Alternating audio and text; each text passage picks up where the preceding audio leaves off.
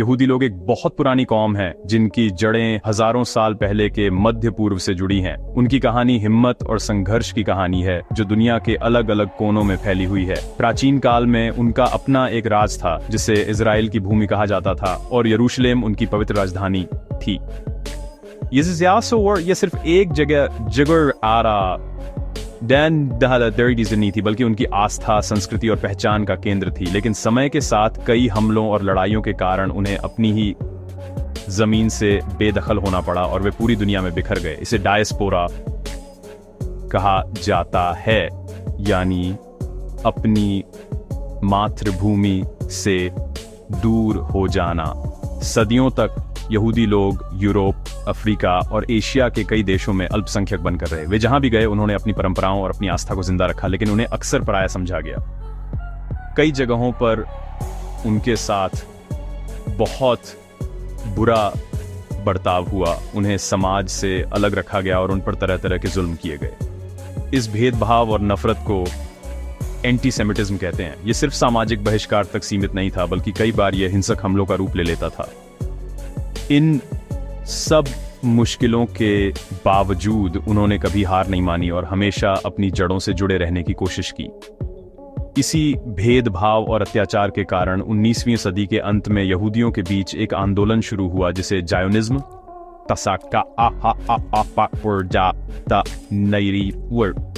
इस आंदोलन का बस एक ही मकसद था, अपनी ऐतिहासिक भूमि पर एक ऐसा देश बनाना जहां यहूदी लोग सुरक्षित रह सकें और अपनी पहचान के साथ जी सकें। वे एक ऐसी जगह चाहते थे जिसे वे अपना घर कह सकें, जहां उन्हें किसी का डर ना हो और जहां उनकी आने वाली पीढ़ियां अपनी संस्कृति को आगे बढ़ा सकें। यह सपना सिर्फ एक राजनीतिक विचार नहीं था, बल्कि उनके दिलों की आवाज थी जो सदियों के दर्द और पीड़ा से निकली थी।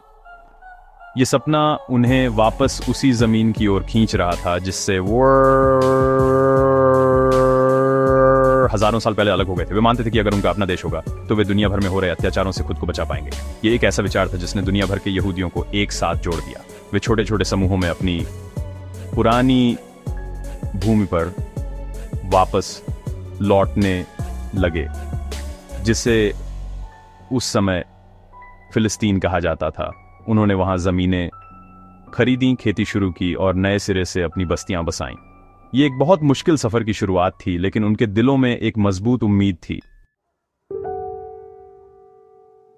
और 20वीं सदी की शुरुआत में दुनिया ने 2 भयानक विश्व युद्ध देखे जिन्होंने सब कुछ बदल कर रख दिया। खासकर दूसरे विश्व युद्ध यानी 1939 से 1945 के दौरान यहूदी लोगों को इतिहास के सबसे बड़े नरसंहार का सामना करना पड़ा, जिसे होलोकॉस्ट कहते हैं। जर्मनी में हिटलर की नाजी सरकार ने योजना बनाकर लगभग 60 लाख यहूदियों को मार डाला। यह सिर्फ एक युद्ध नहीं था, बल्कि इंसानियत पर एक गहरा जख्म था। पुरुषों, महिलाओं और बच्चों को उनके घरों से निकालकर यातना शिविरों में भेज दिया गया, जहां उनके साथ अमानवीय व्यवहार किया गया और उन्हें मौत के घाट उतार दिया गया। इस भयानक त्रासदी ने पूरी दुनिया को हिलाकर रख दिया। जब युद्ध खत्म हुआ और यातना शिविरों की सच्चाई सामने आई तो हर कोई हैरान था। लाखों यहूदी बेघर हो चुके थे, उनके परिवार उजड़ गए थे और उनके पास वापस जाने के लिए कोई जगह नहीं बची थी। वे यूरोप के विस्थापित व्यक्ति शिविरों में रह रहे थे, लेकिन उनका भविष्य अंधकार में था। होलोकॉस्ट ने यह साबित कर दिया था कि यहूदियों को एक सुरक्षित ठिकाने की कितनी ज्यादा जरूरत है। दुनिया के कई नेताओं और आम लोगों को भी यह महसूस होने लगा कि उनके साथ बहुत बड़ा अन्याय हुआ है। इसी समय फिलिस्तीन में, जो उस वक्त ब्रिटिश शासन के अधीन था, यहूदियों और अरबों के बीच तनाव बढ़ता जा रहा था। यहूदी लोग बड़ी संख्या में यूरोप से भागकर वहां आ रहे थे क्योंकि वे इसे अपनी ऐतिहासिक मातृभूमि मानते थे। लेकिन वहां पहले से ही अरब लोग रह रहे थे जो सदियों से उस जमीन को अपना घर मानते थे। दोनों समुदायों के बीच जमीन और संसाधनों को लेकर झगड़े होने लगे। ब्रिटेन के लिए स्थिति को संभालना मुश्किल होता जा रहा था।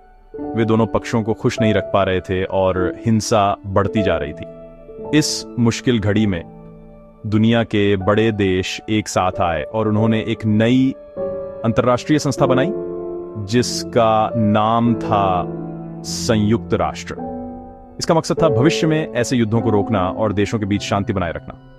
ब्रिटेन ने फिलिस्तीन की समस्या को संयुक्त राष्ट्र के सामने रखा और उनसे इस मामले का कोई हल निकालने की अपील। अब यह पूरी दुनिया की जिम्मेदारी बन गई थी कि वह यहूदियों के भविष्य और फिलिस्तीन के भाग्य का फैसला करे। यह एक बहुत ही नाजुक और ऐतिहासिक मोड़ था जिस पर सबकी निगाहें टिकी हुई थीं। संयुक्त राष्ट्र के सामने फिलिस्तीन का मुद्दा एक बहुत बड़ी चुनौती थी। इस समस्या को सुलझाने के लिए उन्होंने एक विशेष समिति बनाई जिसका नाम था यूएनएसकॉप यानी United Nations special committee on Palestine. इस समिति के सदस्यों ने फिलिस्तीन का दौरा किया। उन्होंने यहूदी और अरब दोनों समुदायों के लोगों से बात की और जमीनी हकीकत को समझने की कोशिश की। उन्होंने उन यहूदी शरणार्थियों के शिविरों का भी दौरा किया जो होलोकॉस्ट से बचकर आए थे। उनकी हालत देखकर समिति के सदस्य बहुत प्रभावित हुए और उन्हें लगा कि इस समस्या का जल्द से जल्द कोई समाधान निकालना जरूरी है। काफी सोच विचार और बहस के बाद समिति ने एक योजना पेश की। इस योजना के तहत फिलिस्तीन को 2 हिस्सों में बांटने का सुझाव दिया गया, एक स्वतंत्र यहूदी राज्य और एक स्वतंत्र अरब राज्य। यरूशलेम शहर को, जो दोनों समुदायों के लिए पवित्र था, एक अंतरराष्ट्रीय शहर बनाने का प्रस्ताव रखा गया जिस पर संयुक्त राष्ट्र का नियंत्रण होता। यह एक बहुत बड़ा और साहसी फैसला था जिसका मकसद दोनों पक्षों की मांगों को संतुलित करना था। इस योजना को संयुक्त राष्ट्र महासभा में वोटिंग के लिए रखा गया ताकि दुनिया के सभी देश इस पर अपनी राय दे सकें। 29 नवंबर 1947 का दिन इतिहास में दर्ज हो गया। इस दिन संयुक्त राष्ट्र महासभा में फिलिस्तीन के विभाजन की योजना पर मतदान हुआ। इस प्रस्ताव को पास होने के लिए 2/3 बहुमत की जरूरत थी। दुनिया भर के देश 2 गुटों में बंटे हुए थे। वोटिंग के दौरान माहौल बहुत तनावपूर्ण था। आखिर में 33 देशों ने योजना के पक्ष में वोट दिया, 13 देशों ने विरोध किया और 10 देश अनुपस्थित रहे। इस तरह संयुक्त राष्ट्र ने आधिकारिक तौर पर एक यहूदी राज्य के निर्माण को मंजूरी दे दी। यह यहूदी लोगों के लिए एक ऐतिहासिक जीत थी जिनकी सदियों पुरानी प्रार्थना आखिरकार सुनी गई थी। इस फैसले का यहूदी समुदायों ने दुनिया भर में जश्न मनाया। सड़कों पर लोग नाच रहे थे और गा रहे थे क्योंकि उनका अपना देश बनाने का सपना अब सच होने वाला था। लेकिन दूसरी ओर अरब देशों और फिलिस्तीन के अरब लोगों ने इस फैसले को पूरी तरह से खारिज कर दिया। उन्हें लगा कि यह उनके साथ एक बहुत बड़ा धोखा है क्योंकि उनकी जमीन को उनसे पूछे बिना बांटा जा रहा था। इस फैसले के तुरंत बाद फिलिस्तीन में यहूदियों और अरबों के बीच हिंसा और बढ़ गई और एक गृह युद्ध जैसे हालात पैदा हो गए। एक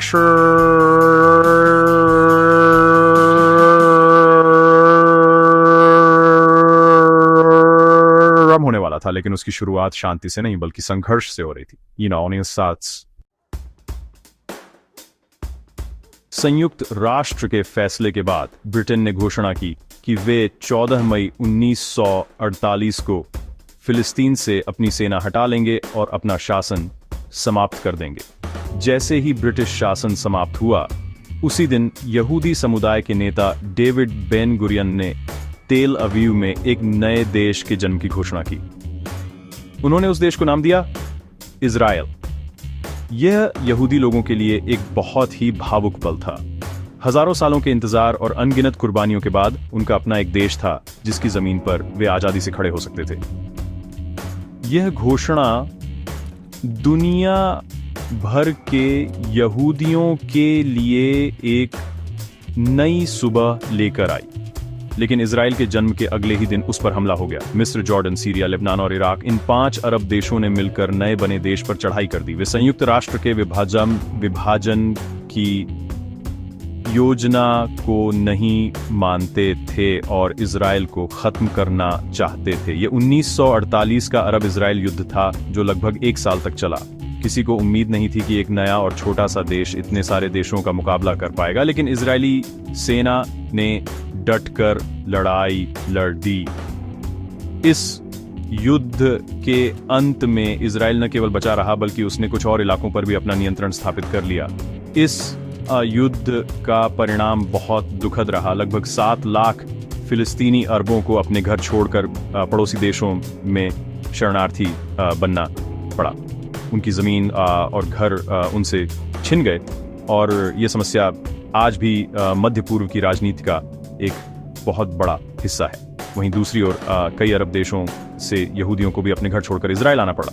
इजराइल ने लॉ ऑफ रिटर्न नाम का एक कानून बनाया, जिसके तहत दुनिया का कोई भी यहूदी व्यक्ति इजराइल आकर वहां का नागरिक बन सकता था। इसके बाद दुनिया भर से लाखों यहूदी इजराइल में आकर बस गए।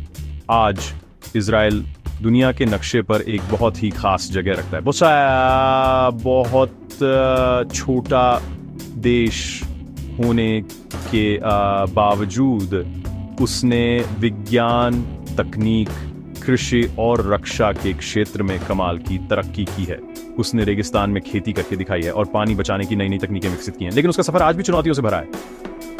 उसके और उसके पड़ोसी देशों, खासकर फिलिस्तीनियों के बीच का संघर्ष अभी भी जारी है। इजराइल की कहानी हमें सिखाती है कि कैसे विश्वास और मेहनत से एक सपना सच हो सकता है, लेकिन यह भी याद दिलाती है कि शांति स्थापित करना